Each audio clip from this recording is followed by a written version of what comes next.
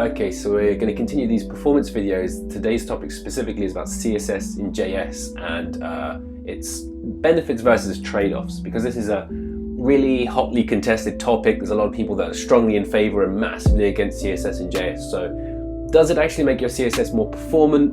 What are the benefits, and actually are there some negative aspects? So I guess firstly, why would anyone choose to do CSS in JS? There's already a process that's quite reliable that works, in which you put your CSS in the head, loads down, loads to its page. Now, why would you extract that and put it into a separate process? The reason is chiefly about scoping. The idea is that what you traditionally have is, here's your design, here's your file, and then over here you've got your CSS rules, and these are kind of loosely tied here. You create a class and then you create a CSS rule that corresponds. But over time, this file gets bigger and bigger. And then you might change something, but you're not sure whether that rule is being used elsewhere, so you leave it there. Then you add new things and new things build up, and then you remove something, but you don't want to remove the CSS. You become scared to actually touch the CSS file in case you break something on another page that you weren't aware of. So you just leave it, and these files get bigger and bigger to the point you've got hundreds of kilobytes of CSS, and you don't know how much of it is in use. It becomes very hard to refactor. And every time you change something, there's a fear that you might have involuntarily changed something else. The idea is, instead of having this one big CSS file, which is hard to maintain, you can instead create, within your framework, tiny CSS files that are attached to your components. So this menu component up here could just have a tiny CSS file with just specific rules that are tied to that component. This menu component can have one little CSS file. This kind of widget here has a tiny CSS file. They all have their own little scoped files. They all get kind of baked together when it actually compiles, but it means that you can quite reliably make changes in that. I can make edits to this little widget component here, and I'm quite safe in the knowledge that it's not going to accidentally affect the menu or affect another page where it's not being used. The classes are all going to be completely tightly scoped.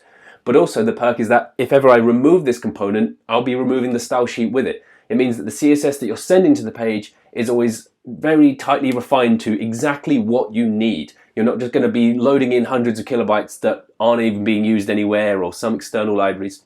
You're just getting the core essentials, and they're very easy to refactor and change, and there's no scoping issues.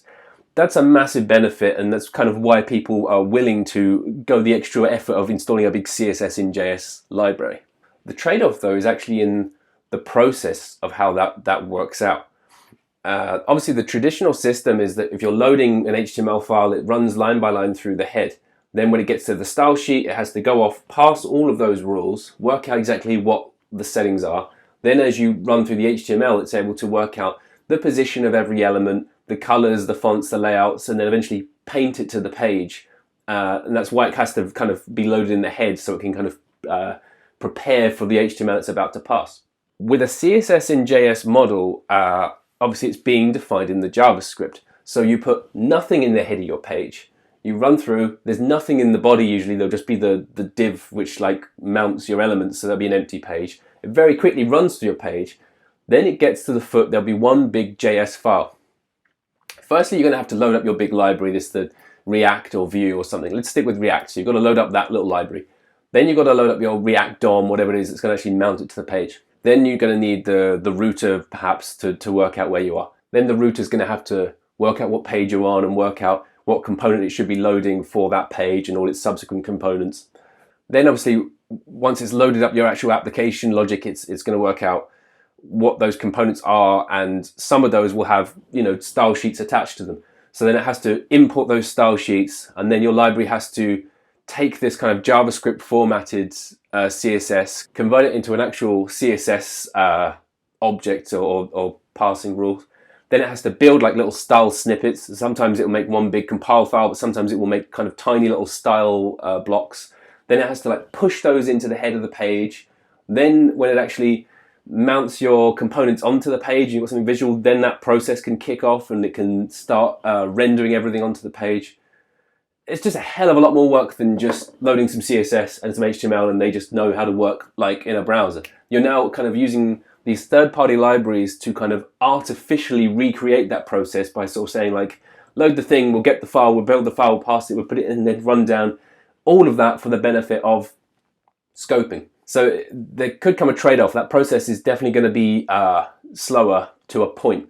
If this massive file, the one you traditionally had, it was hundreds of kilobytes and it's going to take a second or two to load on your page, versus like 2 kilobytes because of your home page is actually going to use 1 or 2 components, it's very light, there's a definite benefit there. Even though it's going to have to do this kind of more long-winded process to build and load and render everything, you've still got this tiny CSS snippet, so there's a performance benefit there. However, if even you're using a form or something and you've decided to lean into a library, so if you're using like the semantic library, you're using Bootstrap, something like that, there's at the point where it goes to import your kind of little scoped snippet, that itself is using some sort of component. It's going to have to import the semantic library or something. You're bundling 100 kilobytes into this, which means it's going to have to push a big library into the head as well as your component logic to build this thing. At that point you lose. At that point you've kind of, that's having your cake and eating it. You're kind of doing tightly scoped small files that are also importing big libraries, so there's no performance gain anymore. You still get the scoping, you still get the kind of control over your CSS, but you're no longer really getting the benefits there. And there's a difference there. So basically, the way that the browser passes CSS rules goes from right to left. If you have this rule of ul, li, svg, it begins on the right-hand side. It begins by doing a lookup for SVG. It will try and find all the SVGs on the page, regardless of parent, component, whatever, and find those. Then go to find all the ones that are within li, which might kind of scope that down slightly. Then find all the li's that are within ul, and then kind of type that down. So it kind of has to begin on the kind of most open-ended.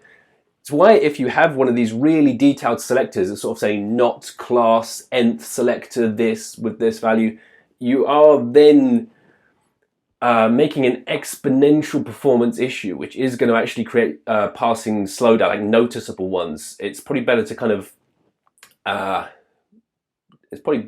and define things as small as possible in terms of kind of direct lookups and classes. Generally, it's better to just give something a class than try to kind of find it by element type, because then it can find the element a lot easier.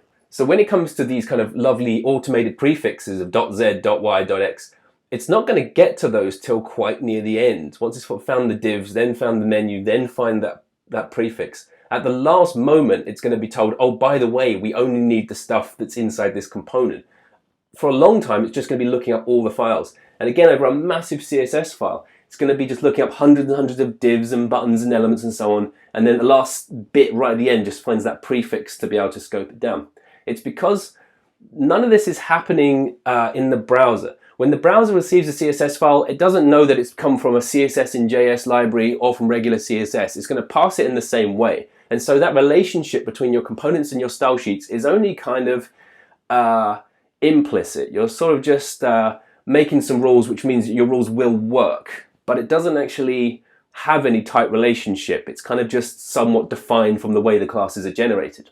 It's why if you were using actual native web components where you can actually define your own little HTML elements, give them props, but you can also give them their own little styled CSS, their own kind of shadow CSS. That way the lookups would literally only be scoped to that element. So if this were a web component, it would have its own little CSS file, and all the lookups on that would just be for this. And that way you're not just building rules which would still be checked everywhere and work everywhere in this big file. That's possibly a performance benefit in using kind of web components with little scoped CSS files. The CSS in JS is still basically going to give you the old CSS lookup method. There are a few caveats to this. One is server-side rendered JavaScript. So that process I described earlier of it having to like run through an empty page, get to the JavaScript file, then suddenly boot up, find all your components, find those things. If you have it pre-rendered on the server, it can possibly do all that work out what your components are on the page, and even mount your styles onto the page. So what the browser gets is a regular HTML file with some styles in the head and the value there.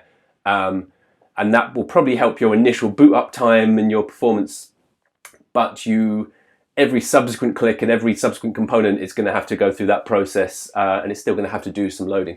There are also plugins which are able to kind of extract the CSS you need and build a nice CSS file in the head for you. So it doesn't always have to do that process of kind of quickly importing them from the components to doing this. It can kind of do a pre-render step that gives you the CSS in a separate file. But you've still got that kind of loose kind of tying between the naming convention and the elements, and the browser won't really know the difference. So the point is there isn't really a like, yes, it's good, no, it's bad. It's again one of those where you'll have to assess the scale of the CSS, the kind of number of components, and the trade-off benefits of one versus the other. But it really isn't as open and shut as like CSS and JS is bad or good. They both have notable benefits, and it's just worth knowing the risks and the contexts for both. As always, good to hear any views people have. Please let me know. Have a lovely day.